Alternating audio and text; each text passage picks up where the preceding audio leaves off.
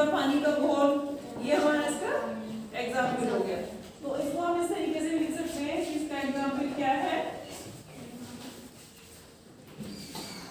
नमक प्लस पानी, है ना, नमक प्लस पानी। तो नमक यहाँ पे क्या हो गया, विलय, नमक हो गया हमारा विलय और पानी हो गया हमारा विलाय, पानी हो गया हमारा विलाय, और इससे क्या बन गया, विलयन बन गया। तो समझ में आ गया कि कम मात्रा में क्या होता है, विलय, है ना, कम मात्रा में होता है हमारा विलय, विलय, और ज्यादा मात्रा में होता है विलाय, ज्यादा में हो गया हमारा विलाय, ज्यादा में हो गया हमारा विलाय। तो मतलब कि जो घुल जाता है वो विलय है ना, और जिसमें घोला जाता है वो विलाय है। तो ये हो गया हमारा विलयन। अब विलयन की विशेषताएं, हेडिंग डालो, विलयन की विशेषताएं। तो विलयन की विशेषताएं, विलयन के गुण क्या क्या है, पहला है कि समांगी होता है ना। अब इसमें वर्ड आया है कि समांगी किसे कहते हैं, समांगी मतलब कि होमोजीनियस, आंखों से देखने में हमें वो एक सा लगे, होमोजीनियस, है ना। जैसे कि नमक और पानी का घोल होता है, तो जब हम उसको घोल लेते हैं तो एक सा दिखाई देता है ना, ऐसे ही। लेकिन नमकीन होती है हमारी, नमकीन में 3-4 तरह के वो होते हैं ना, अलग अलग तरह की 3-4 तरह की नमकीन होती है, तो वो भी हमारा एक मिक्सचर है, लेकिन वो हेट्रोजीनियस है। हेट्रोजीनियस मतलब कि विषमांगी, उसमें कुछ छोटे होते हैं, कुछ बड़े होते हैं, कुछ गोल होते हैं, ऐसे। तो वो हो गया हमारा विषमांगी। तो ऐसे समझ में आ गया आपको कि समांगी मिश्रण क्या होते हैं और विषमांगी मिश्रण। समांगी मतलब कि एक सा, जो में एक सा दिखाई दे, और विषमांगी ऐसा दिखाई दे कि कुछ पार्टिकल बड़े हैं, कुछ छोटे हैं, कुछ बीच के हैं, इस तरीके से। तो विलयन की पहली विशेषता हो गई कि समांगी होता है, ठीक है। पहला हो गया इसका स्टेप कि समांगी होगा, समांगी होगा, है ना। दूसरा, मात्रा बदल सकती है ना, मात्रा भी बदल सकती है, विलय भी ज्यादा, मतलब विलय की मात्रा कम ज्यादा हो सकती है। तीसरा है इसका कि अणु का साइज छोटा होता है, अणु का साइज इसमें छोटा होगा, छोटा होता है तभी तो हमें आंखों से दिखाई नहीं देता है ना। तो विलयन में प्रकाश का मार्ग दिखाई नहीं देता है, इसका मेन कैरेक्टर है ये, लिख लो कि विलयन में प्रकाश का मार्ग दिखाई नहीं देता है। विलयन में प्रकाश का मार्ग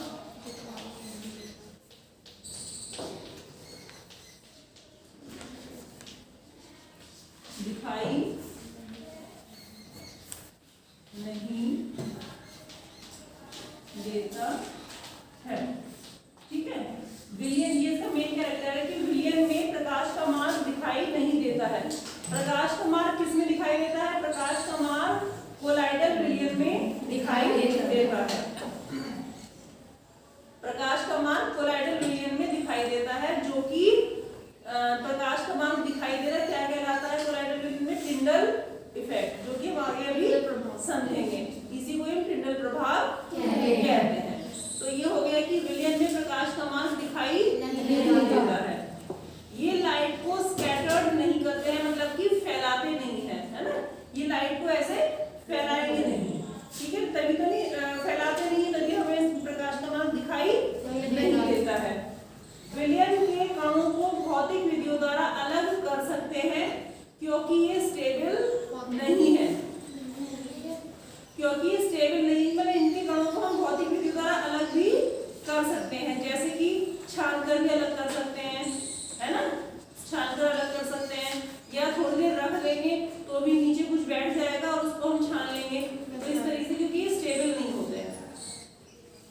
अब विलयन के प्रकार क्या हो गए, विलयन 3 प्रकार के होते हैं, मिसेबल, इनमिसेबल और पार्शियली मिसेबल, MISCIBLE, मिसेबल, ठीक है। तो मिसेबल क्या होते हैं, जैसे liquid which are able to mix, मतलब कि जो आपस जिसमें मिक्स हो जाए, liquid which are able to mix, मतलब कि ये लिक्विड लिक्विड ही होंगे, इसमें दोनों विलय भी और विलायक भी दोनों लिक्विड होंगे। उदाहरण क्या है, जैसे अल्कोहल और वाटर, अल्कोहल और वाटर को दोनों को हम मिलाएं तो वो आपस में मिल जाएंगे, तो ऐसा विलयन हमारा होगा मिसेबल, MISCIBLE, मिसेबल, ठीक है। सेकंड है हमारा immiscible, immiscible liquid which are unable to mix, जो लिक्विड आपस में मिक्स नहीं होंगे।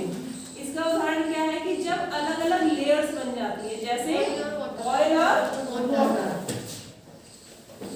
ऑयल प्लस वाटर, ऑयल ऊपर आ जाता है ना, ऑयल और वाटर को जब मिलाते तो अच्छे से मिक्स नहीं होता है ना वो, ठीक है, तो वो हो गया हमारा इनमिसेबल। थर्ड हो गया हमारा पार्शियली मिसेबल, पार्शियली मिसेबल की जो थोड़ा थोड़ा घुलते हैं, इसका एग्जांपल हो गया orange juice plus soda, orange juice और सोडा को मिलाएंगे तो थोड़ा थोड़ा मिल जाते हैं, लेकिन उसको रख देंगे तो वो फिर धीरे धीरे बैठ जाता है ना। तो इस तरीके से हमारे तीन तरह के हो गए, मिसेबल, इनमिसेबल और पार्शियली मिसेबल। इसी तरीके से विलयन होते हैं aqueous and non aqueous solution, विलयन जो है एक्वस और नॉन एक्वस सॉल्यूशन भी होते हैं। तो एक्वस सॉल्यूशन किसे कहते हैं, सॉल्यूशन, विलयन को इंग्लिश में हम सॉल्यूशन कहते हैं, है ना, ये ध्यान रखो कि विलयन को हम इंग्लिश में क्या कहते हैं, सॉल्यूशन कहते हैं। सब चीजों के बेटा इंग्लिश में भी इनकी याद करो तो आपको आसानी रहेगी, है ना। तो विलयन जो है एक्वस और नॉन एक्वस सॉल्यूशन भी होते हैं। एक्वस सॉल्यूशन कौन से होते हैं, जिसमें विलायक पानी होता है, जैसे सॉल्ट सॉल्यूशन मैंने बताया आपको, नमक और पानी का घोल, तो ये हो गए हमारे एक्वस सॉल्यूशन जिसमें विलायक जो है हमारा पानी है ना। ऐसे ही हमारा आ गया non aqueous solution, non aqueous क्या होते हैं, जिसमें विलायक पानी के अलावा और कुछ भी हो सकता है, जैसे अल्कोहल और बेंजीन का मिक्सचर, इसमें मतलब कि पानी नहीं है, विलय भी कुछ और है और विलायक भी कुछ और है, अल्कोहल और बेंजीन का। तो इस तरीके से हमारे हो गया एक्वस और नॉन एक्वस सॉल्यूशन। तो क्या हो गया, एक्वस सॉल्यूशन जिसमें विलायक पानी होगा, और नॉन एक्वस सॉल्यूशन जिसमें विलायक पानी नहीं होगा, कुछ और होगा, ठीक है। इसके बाद हमारा आता है विलयन होते हैं सैचुरेटेड, अनसैचुरेटेड और सुपर सैचुरेटेड, है ना। अब इसको समझो आप कि जैसे हमने नमक और पानी का घोल बनाया, एक ग्लास में हमने पानी ले लिया, उसमें चीनी डाली, ठीक है, थोड़ी सी डाली, मिला दी, थोड़ी सी और डाली, फिर मिला दी, थोड़ी सी और डाली, फिर मिला दी। लेकिन एक कंडीशन ऐसी आएगी कि वो चीनी पानी में घुलना बंद हो जाएगी और नहीं घुलेगी, है ना। फिर हम क्या करेंगे, फिर हम उस मिक्सचर को थोड़ा सा गर्म करेंगे, है ना, उसको गर्म करेंगे तो थोड़ी सी और घुल जाएगी, है ना, थोड़ी सी और घुल जाएगी, इस तरीके से।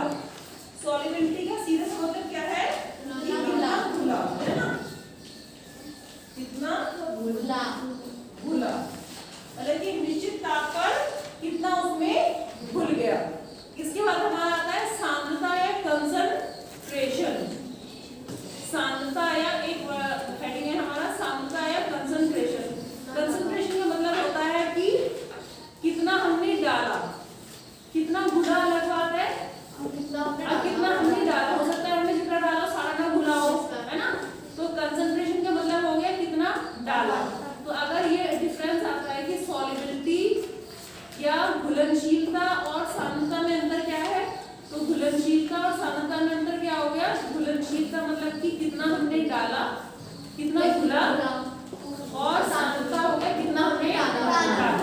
ठीक है।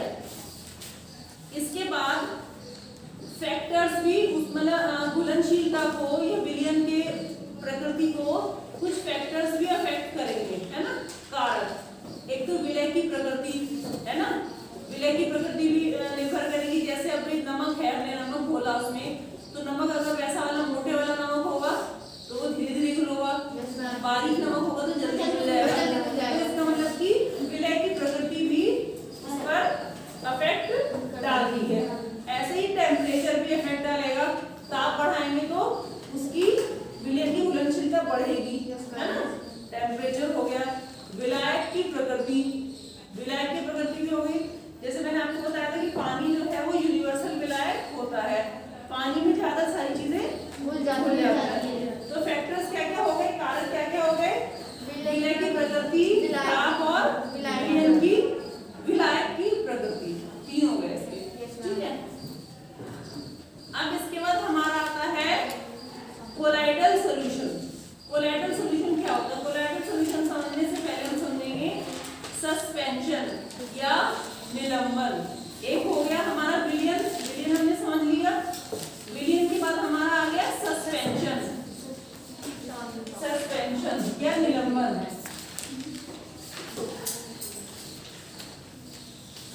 सस्पेंशन क्या होता है? जैसे हमने चॉक पाउडर को, चॉक, ये चॉक है, जैसे इसको हमने पीसकर एक गिलास पानी में डाला और घोला, क्या होगा? नहीं घुलेगी ना, ऊपर ऊपर घूमती रहेगी, ऊपर ऊपर घूमती रहेगी। तो जो ये विलयन तैयार होगा ये होगा सस्पेंशन। इसको हम कहेंगे निलंबन या सस्पेंशन। यह एक विषमांगी मिश्रण होता है। तो यहाँ पर ये क्या हुआ? पहले हमारा वर्ड आया था समांगी, वो था चीनी और पानी को हम घोलेंगे तो वो होगा हमारा समांगी। ठीक है, ये हो गया हमारा सस्पेंशन। निलंबन ये हो गया विषमांगी, क्योंकि हमें इसमें आंखों से इसके चौक के कण दिखाई देंगे, चौक के कण दिखाई देंगे। तो यह हमारा विषमांगी मिश्रण हो गया, जिसमें विलय पदार्थ के कण विलायक में घुलते नहीं है, यह हमें आंखों से दिखाई देते हैं। इसका और उदाहरण क्या है कि चौक और जल का मिश्रण और आटे और पानी का मिश्रण, है ना। आटे को भी अगर हम पानी में घोलेंगे तो वो घुलेगा नहीं और आंखों से दिखाई देगा। तो ये हो गया विषमांगी मिश्रण। इसी तरीके से आता है कोलाइडल विलयन। कोलाइडल विलयन क्या होता है कि ये सस्पेंशन और विलयन के बीच की स्थिति है। विलयन हमने पढ़ लिया, सस्पेंशन हमने पढ़ लिया। कोलाइडल विलयन क्या होता है कि विलयन और सस्पेंशन के बीच की स्थिति होती है, वो कोलाइडल विलयन कहलाता है। कोलाइडल विलयन का उदाहरण क्या है? जैसे हमारा रक्त, ब्लड, दूध, है ना, दूध, ठीक है, या इंक। ये हम आंखों से देखें तो ये हमें समांगी दिखाई देंगे, लेकिन अगर माइक्रोस्कोप से देखें तो इनके कण हमको दिखाई देते हैं। तो कोलाइडल विलयन का मेन कैरेक्टर क्या होता है कि प्रकाश की किरण प्रकाश को स्कैटर्ड कर देते हैं या फैला देंगे, है ना। जैसे ये एक बर्तन है, ये एक दूसरा बर्तन है, ठीक है। अब हमने ये हमारी टॉर्च है ना, ये टॉर्च है। तो ये हमने लाइट डाली तो क्या होगा कि ये है हमारा कोलाइडल विलयन, इसमें है हमारा नॉर्मल विलयन, है ना। तो इसमें हमें प्रकाश का मार्ग दिखाई देगा और इसमें प्रकाश का मार्ग दिखाई नहीं देगा। तो जो ये प्रकाश का मार्ग दिखाई देता है, इसी घटना को हम टिंडल इफेक्ट कहते हैं। इस घटना को हम टिंडल इफेक्ट कहते हैं। टिंडल, कॉपर सल्फेट का विलयन जो है टिंडल इफेक्ट नहीं दिखाता है। दूध और पानी का मिश्रण टिंडल इफेक्ट दिखाता है। तो इस तरीके से हमने समझ लिया कि विलयन किसे कहते हैं, निलंबन किसे कहते हैं और कोलाइडल